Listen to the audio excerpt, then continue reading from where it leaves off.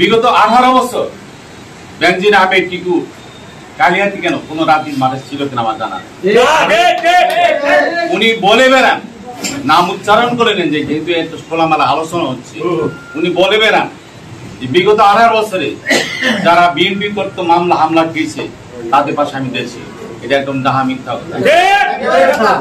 অত্যন্ত আমরা অত্যন্ত শ্রদ্ধাশরী আমরা যে কাজগুলা করতে পারি না,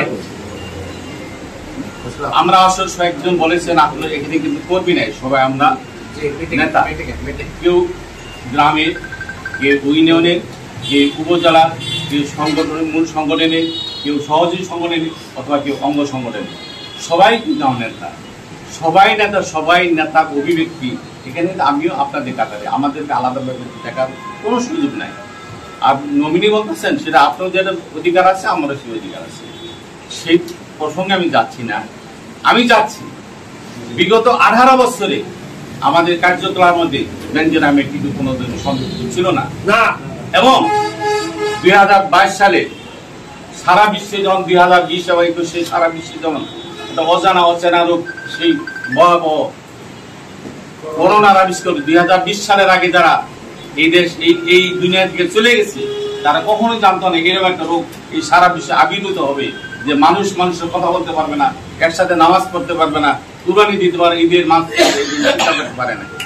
আমরা যা বেঁচে আছি, আমরা সেই দেখেছি, সেই দুর্ভোগ দেখেছি।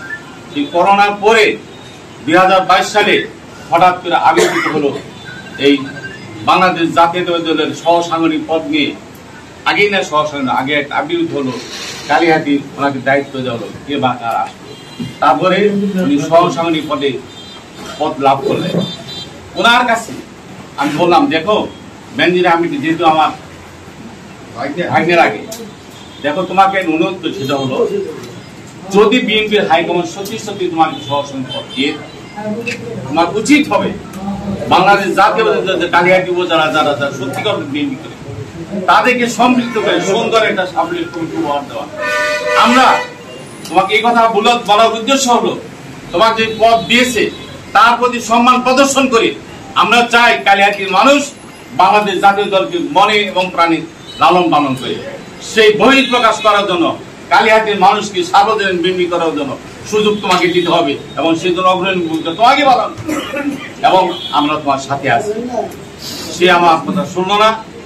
আমি সেই সময়কার টাঙ্গাইল জেলা বিএনপির আহ্বায়ক অ্যাডভোকেট আহমদ সাহেব এবং মেম্বার সিআইডি শানু সাহেবকে আমি বললাম, দেখেন আপনারা এই অবস্থার আপনারা আমাদেরকে দিয়ে যারা কালিহাতি, আপনারা বলেন 80%, অবশ্যই 80% কখন ভাগ হবেন না, আর আপনারা কখনো ভাববেন না আমি একা হাঁটি না দু হাঁটি, সে করার কথা না।